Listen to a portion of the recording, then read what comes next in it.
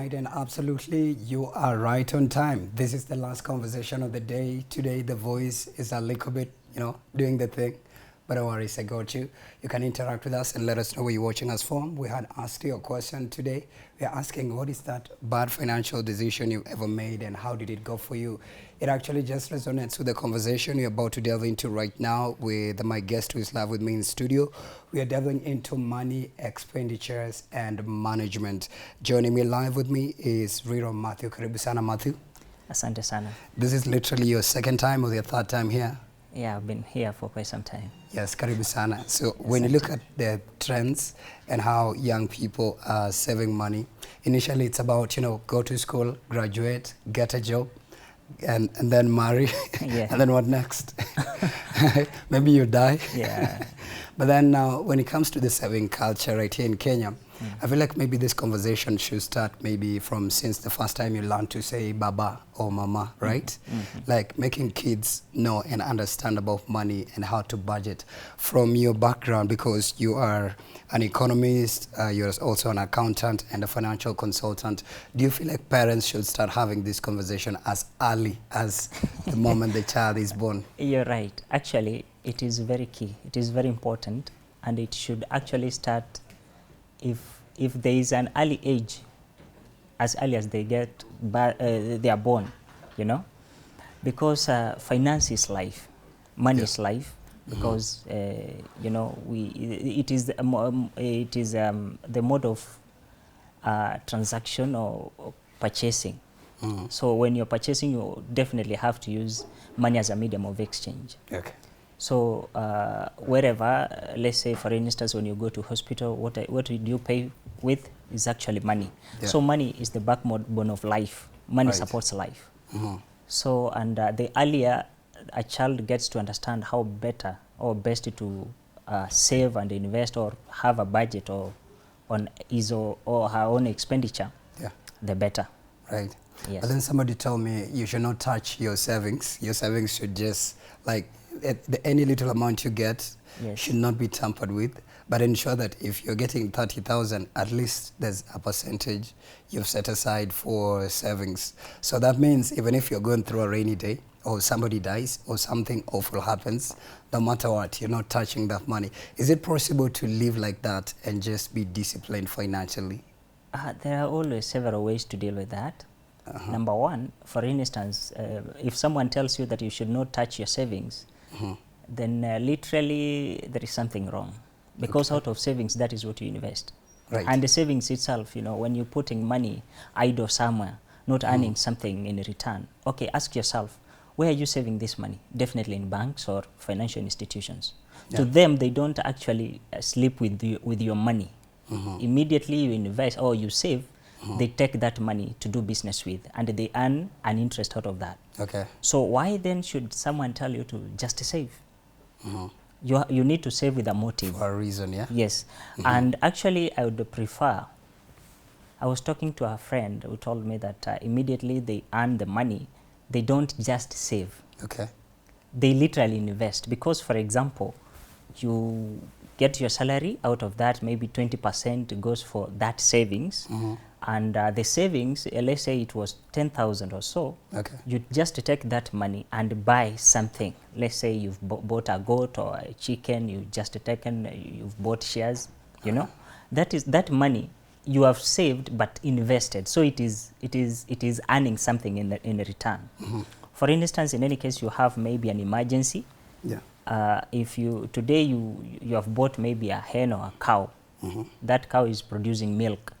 So you see, in any case, you need, the milk can be sold to regenerate. It is regenerating cash. Okay. You get. So you can use, the cow is already invested, and the money that comes out of the milk, now you can do with it other things, So that is why it is literally good to save with a motive. Okay. And this saving, it should not be long term. Let's say 10 years. No, you should not save for 10 years. At least you should be saving for quite some time and invest the money. So it's growing, not just stagnant, because money grows. Literally, and it expands, yes. But then I'm looking at somebody who has a salary. Let's say you have a salary of 50,000. how do you divide this money to a point that now you're disciplined even in your expenditure so that you don't live outside or beyond your means? Maybe you can get 50,000. The statutory deductions will be there, but then maybe something happens, yeah, or a friend calls, or it's usually just, I don't know, like a moment you get your money, there's always somebody sick, a cousin, somebody going to school. Yeah, WhatsApp groups. Yes, weddings, church, you know, and those they're very important, by the way. But then how do you ensure it's in this budget of 50,000 Kenya shillings so that you're not living beyond your means? What I can say or comment about that is, firstly, there is this question that comes up. Do you need to save after you have taken care of your expenses or before? Yeah. If I might give my personal view, okay, is that savings always should come first. Savings is what you have to do first before you spend. You even spend. Okay. Before you pay your rent, ensure that. Right. And there is first. this mode of savings that we have currently, whereby other people are in SACCOs, yeah, others are, so you know, and their salary maybe goes through the SACCOs or in any financial institution. You can have what we call you automate your salary or your money, such that when it comes in, it first gets to the savings account first. The rent goes for rent, the remaining. And the remaining now is what you can use to maybe cater for that miscellaneous. I call like mchango, your fundraising and so on, and it should be a miscellaneous. Right. It should not come first, because if in any case you have not even saved for the shortcomings like magonjwa, you know, diseases come in time, they don't knock. So that saving is what can help. So today, if you've already maybe paid the rent, paid the school fees, paid everything, and then the money you have, instead of saving, you give out for maybe charity or so on so forth, church, and left nothing, or weddings, leave nothing, yes, you know, leave nothing behind for any shortcomings, then you're doomed. And definitely that is what pushes people to loans and so on. Yeah. Yeah. Right. But then also, for example, now for somebody who is receiving money from their guardian, let's say a university student, this means that you'll receive more or less, but then maybe the amount is constant. Let's say you're in university and your dad or your mom sends you something for upkeep. How can you ensure that you at least are saving from this amount instead of, you know, going for sherehe, buying extra clothes, or you changiaing for that muzinga and the downing girlfriend it? Kinda, yes, issues, exactly, and the pressure that comes. Is it possible even for university students to have savings that, of course, they don't have a job, it's their parent giving them money? Is it possible for them to come out with a huge chunk of money? You're right. If I may, you know, in university, it is actually the best place for you to save. If that is, you are receiving money from whoever, maybe your parents or guardians. It depends on what is coming in, because most of us we could even go without food. Kuna ile kitu tunaitanga kuinama. So definitely if you are coming from a vulnerable family, it is hard for you to save. But let's talk about those guys who receive 5,000, 2,000, 1,000 from friends, from family members, you know, from aunts, uncles.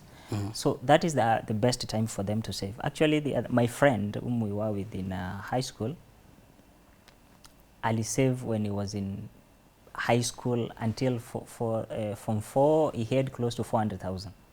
By the time he was finishing high school? By the time he was finishing high school. By the time he was in campus, alianzisha biashara when he was around second year in the university. And by now he's already a CEO. So you can see if you save while you're in, and there is this one thing that I want to talk about for the youth or the generation that we have, the Gen Zs and those who are growing. Most people spend extravagantly. Ile pesa kidogo wanapata, they just normally spend without even having a budget. Yeah. Most of them, as early as high school, they already have girlfriends whom they are taking care of. Yeah. So they are already parents. they are parents and students at the same time. Which is a good thing or a bad thing? Which is a bad thing. Okay. You know, relationships is not bad. But once you are a student, definitely, if you are a girl, you should allow even the guy you are dating, because dating is not bad, but allow that person have or build himself, or assist him build yourselves. Others go an extra mile of extortion, having an extorting their partners. Yeah, yeah, by living parents. A lavish life, yeah, of which they cannot even afford, or a life that is being funded by the parents. Yes. Or the parents, the yeah. parents, you see. Or they come up with the situation, it's Friday and let's we are go going out, for spoil, a project, yes. yeah? Yes. So that we need 20K and it's sent. You're right. That's extortion, right? Yeah. Okay. So that is why I'm saying, like, as early as you realize yourself. So the early you realize yourself, the better. And save a little bit, because that is the time you're not paying for rent. Rent is catered for by parents. Food and everything, clothes, is being catered by the parents. So it is a better time for you to save, and that savings can literally help you by the time you now mature enough to maybe start and run a business. Yeah, interesting. But then for somebody who's earning a huge amount of money, for example, your salary is above, let's say 200,000, but they say more money, more problems. Yes. Probably the bigger the pay grade, the bigger the demands, the depression, and even everything else, but not always. Sometimes they say it's just a thing. So for a person who has such a huge pay grade, and maybe them withdrawing 50,000 and splashing it on a weekend spree, doesn't affect even their financial stability. Should they also be financially cautious? Because they might land there is in a nobody, ditch? even if it is a government, it should be financially cautious. It should take precaution, because actually, and that is what happens. You realize someone got money through maybe gambling, and out of that money, a huge chunk of money, maybe millions, 100 million out of betting, and because they know nothing matters on money and budgeting and everything, they end up splashing that money. And actually, there are those even guys who rush into politics, and by bad luck, they are even elected to positions. How do you expect such a guy to run an institution? A person, a gambler, actually. And you know, even in politics is gamble. So each and every person, even if it is a government or a financial institution or any, you should be financially cautious and make the informed decisions that can enable you, because money should be multiplied. Money should not be stagnant. Right, it should grow. Yes, because you know, there is inflation when it kicks in. Even money sometimes at some points gets useless. It is like 1,000 of today and 1,000 during Kibaki or Moi era. Somebody said today 1,000 is equivalent of 500. Not even equivalent. 5, it can be up to even 200, something like that. Because once you break it, that's it. So that is why it is good for you to be to have a budget, and there is no huge money. There is no small money. There is no big money.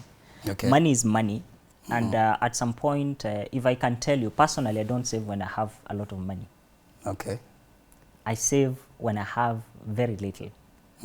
But very little is relative.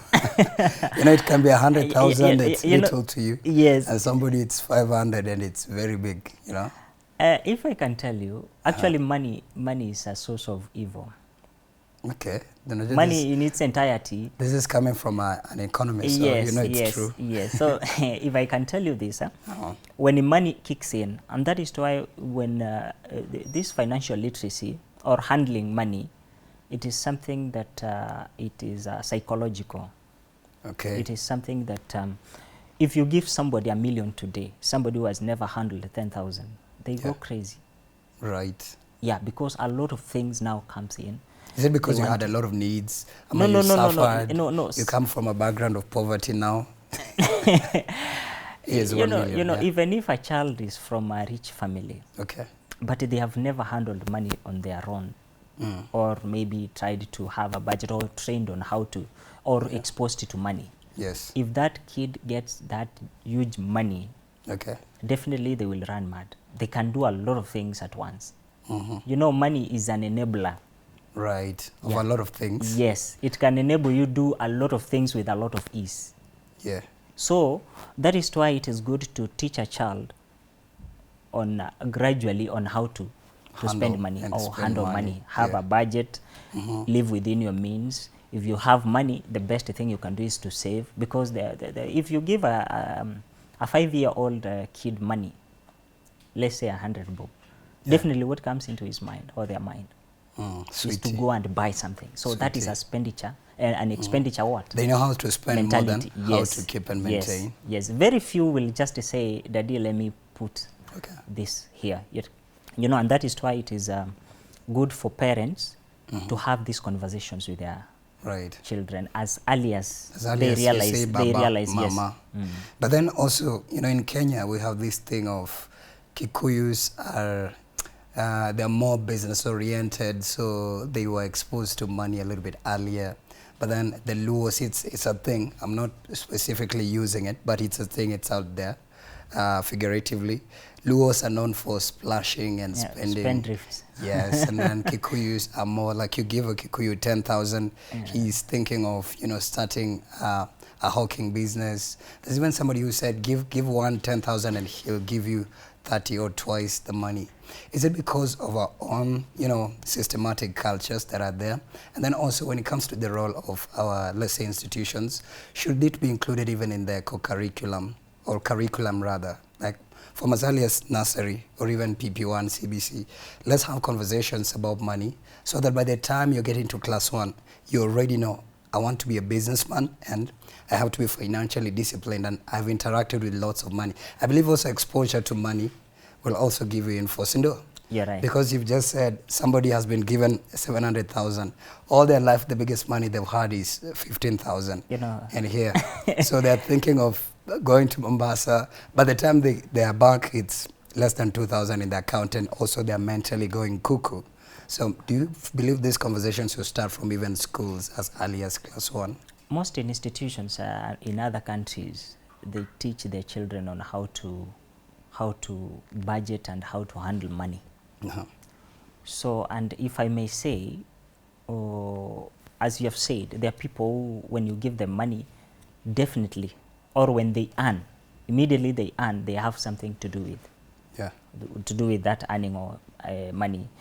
So, if I may say, it is a culture. Savings is a culture, just like reading, you know. So reading is a culture, and it is something that is inculcated in a child, and it is something that you practice again and again. It is not something that you can say that I do today and tomorrow. If you work on a budget, definitely you cannot wait until a salary has come. That is the time you want to do your budget. A budget should be something that you initiate a long time, are waiting for an expenditure. So, and if I may, you see, even a loan, you cannot go for a loan for you to budget on what to do with that loan. You see? So it is something that you need to have a budget that this is what I want to achieve. And after having that budget, know which mode are you going to use to fund it. And if this is how I'm going to fund it, maybe it is through your salary by savings. How can you grow that savings? You can save to a certain percentage, get a certain percentage, invest. That investment can come and boost the savings. Out of that, you go, and also timing is a factor, because mostly I was talking to a certain guy who's a manager in some organization. He told me that they tried to initiate a business. You know, mostly they say that you cannot only survive on a salary. So then he wanted to initiate a business. But definitely running those businesses sometimes without your presence, without a proper system, without a proper manpower that has got training and the trust. Just discipline as well. Yes, he had invested close to 5 million, and within 2 months it was down. It was down? Yes. So that is why I can tell you, like, this is a culture that should be inculcated into kuanzia mtoto mdogo. Such that they know that, and that is actually what brings about the discipline that we should be experiencing in organizations, whereby now those people are even educated or learned, or are even financial illiterate or literate, are the ones who are using that skill even to steal by the use of a pen. You see? So why do they steal? Because they want to get rich fast. They don't have that patience. They don't have their own plan on the discipline as well. You know. So those are the things that if we do it from as early as the childhood stage, that person or that kid will develop that that skill, the and culture, then, the skill. the culture, yeah. Because I believe financial. There's somebody who was saying lack of money can cause mental health issues. You're right. So somebody who said if you're given money, even now the anxiety sometimes goes down.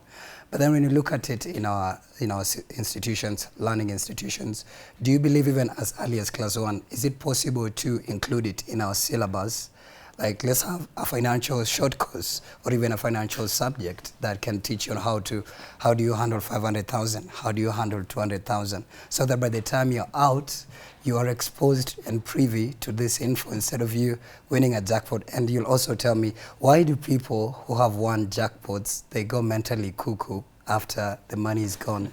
Or immediately they get the money as well, they go crazy. What is happening here financially? You know, Sakwa, let me say this. Have you ever realized that if by any chance you're being paid 1 million and you lose that job and you're being offered a job of 20,000, what happens? Yeah. Will you do that? So there is that dynamic shift in your psychological thinking. So definitely when you get money and become broke, definitely you get disturbed. You can even learn to depression, have stress, and a lot of things. That is why most people go to wanaingililia madawa ya kulevya. Wengine wanakuwa mad. Others wengi hata ndio wamejaa madhari, you know. So there is that dynamism, there is that thinking, mental shift, yes. So whenever you learn somewhere, it is going for like that is why this thing should be, even wealth accumulation should be gradual. So the gradual change at least helps you to build your capacity in reasoning and how you can budget for your money.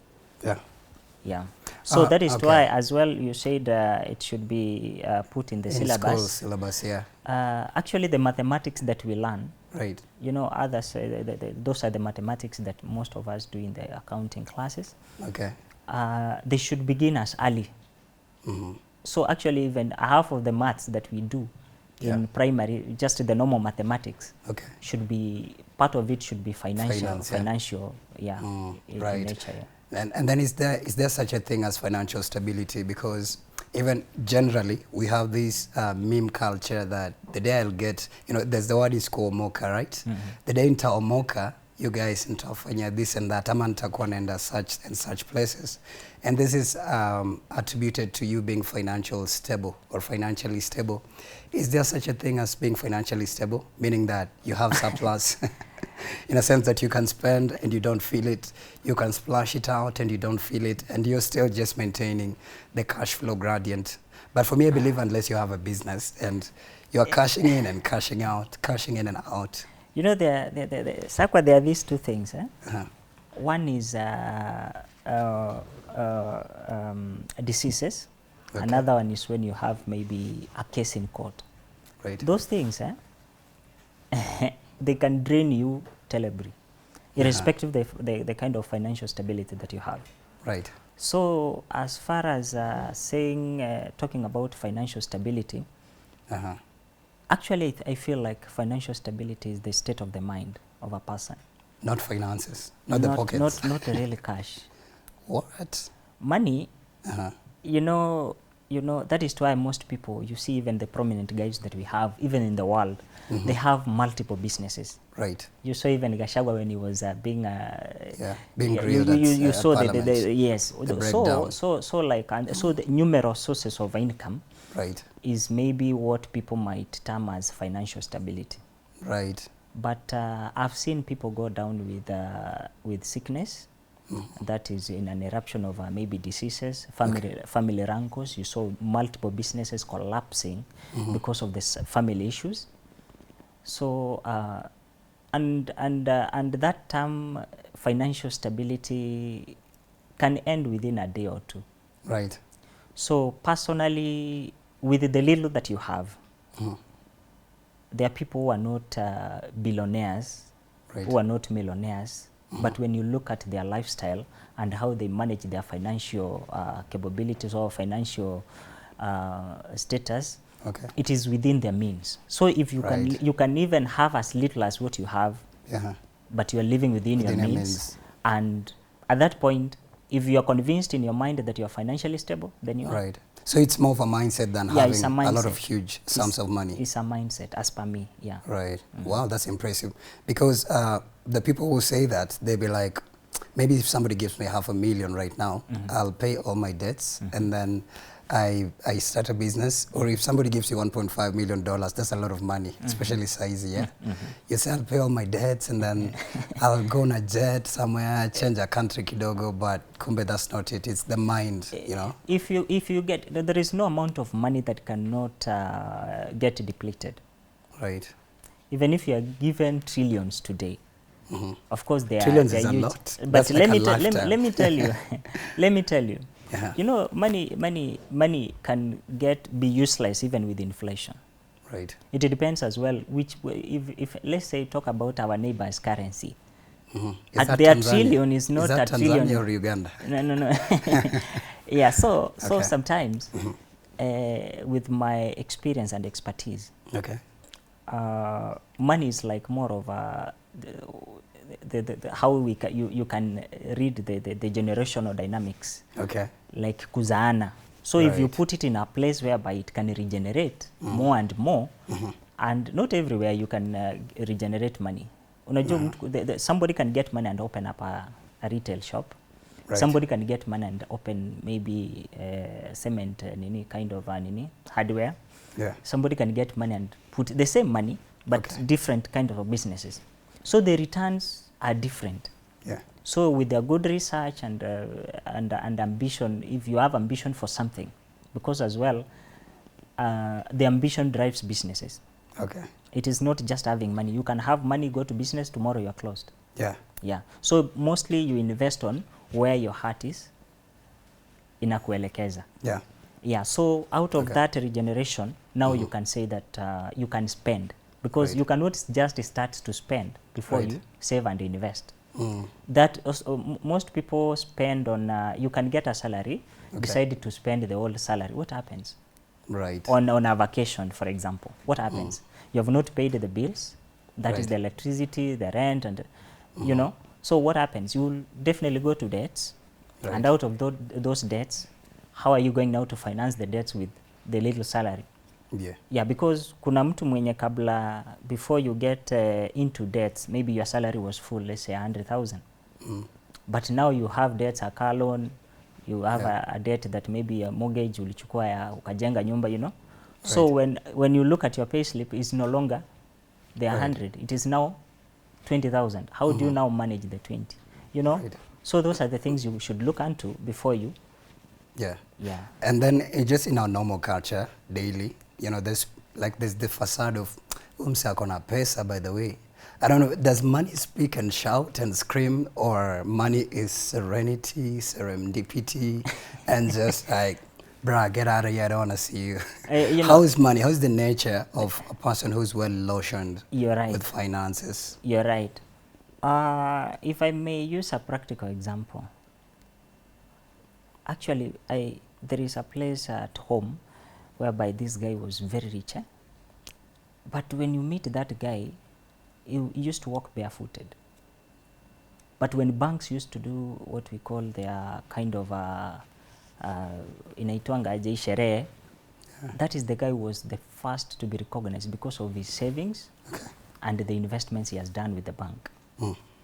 So sometimes money doesn't really shout.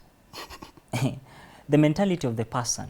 There are those people who have money, and when they have money, they can just wanaweza vaa kama chokora. Yeah, but why though? Yes. But why though? So that you disguise yourself? No. You know, that is why we said money is psychological. Okay. That is why you see even the money we are talking about right now, literally is a medium of exchange. So I don't know whether it is an illusion or how I can call it. Okay. Because some years back we used to use other modes of transactionary kind of we used to transact by you give me a hen, I give you something. You know? That was barter trade. Yes, the barter trade. You know. Okay.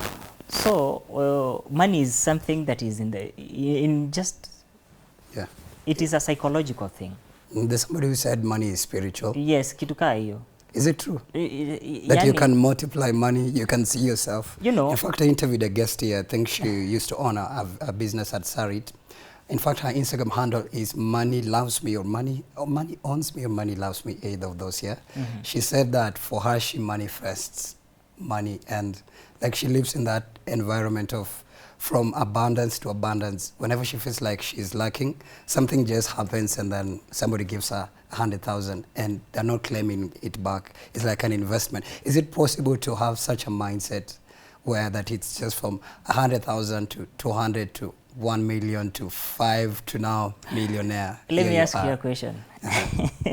You see, there is this thing, I was discussing somewhere, and then I asked a guy, a comedian, a friend of mine, how do you tell your child that you're being paid, or the fee you pay and the bills you pay is out of comedy? Does it make sense to a child? Because we know, or we grew knowing that it is out of hard work, or maybe going to uende kwa shamba ulime, like doing practical things. Or be a doctor, be a teacher, and get paid. Yes, you see. Okay. So and then the end result is this, and those people who get paid, actually, they're the think tanks. Right. It is others get paid out of their creativity. Right. And actually, because the hard labor that people do doesn't even earn any huge amount of money. It is out of thinking. Right. You see, so money is what you can actually. The vibrations in you. Yes. Okay. Is it possible to is it therapy or a yoga session where Twitter energies do so that poverty is, because also poverty is lack of money, you'd say that. I don't know if you agree because you're an economist. Is it lack of money or lack of also a certain facet of a mental stature for poverty? Because you can be, I had somebody posted on X, this guy is a billionaire, but he's poor in behavior, poor in how he handles people, poor in how you respond to people. So, but you're a billionaire. You and poor cannot be literally they say money is everything. Right. But it's not. It is of still. Course it's not. Money is an enabler. That is what I said. It enables you to do some things and open some doors that that maybe could have been closed if you didn't have that money. Or silence. Yeah. Because literally, if you walk barefooted, actually, you cannot even enter the gate. You get? Because you don't have money to purchase. Yes, definitely. No, you have money, but literally, even today, if you came to work barefooted, definitely they might not allow you in. They know you, but the way you look cannot allow you proceed to something else. Okay. So the inability now to pay for some stuff or to run some errands, maybe that is what we call poverty. Okay. So poverty is an inability to do something. As per me. Yeah, so, but you see, even those who come from poor backgrounds, they is have poor made, relative? they have made Is it. poor really relative? Poor, like, poor, you're saying you're poor, but your dad was able to take you to... You see, and that is, so the inability of you to afford something that someone else can afford, that is poverty. what people you can might call that poverty. Yes. So we have people who are rich, but the inability to afford something makes them poor. Oh my goodness! So have you ever seen? if you have 100,000 size in a ways, there's something you can't afford. You're poor. Yes, definitely you are. What? As per me, that is. Yeah. Okay. Have you ever seen people with money, but still they go to organize for fundraising? Wow. Yeah. So maybe they need backup. No, backup for enough. What? The money for you have is not enough. Not afford. For something that they could not afford, definitely. So So you're poor even with 100,000. Yes. That is as per my thinking. That is right. Now, when it comes to budgeting for a household, you stay in a 2-bedroom or 1-bedroom or whichever. Could even be a single room. No bed is also, Yes, and you're getting something. How do you split your money? I hear there's a rule of saving where there's a certain percentage for clothing. Yeah, 50, 30, 20 rule. Please take us through that so that we get to learn about it. Yeah, so the 50, we have the 50, 30, 20 rule. 50, 30, 20. Yes. Okay. So whereby the 50% goes for rent and other. 50% is a lot on rent? That is a half. Half of your salary cannot be a lot. Yeah, if you're earning 30,000, you cut the expenditures, these are taxes and everything. You remain with 25 or so. So 25, right. Half of it is not too much. Yeah. Yeah, and I had, you know, this is, and there is this policy whereby they say that the money you spend on rent should not exceed. Yeah, your salary. No. Or what you get, or your income. No, it should not be. The amount of money you pay for rent for a year. Or per year. Okay. Should not exceed your 2 months salary. Wow. That is the net. So you calculate, let's say you're earning 40,000. Okay. So 40 by 2, that is 80.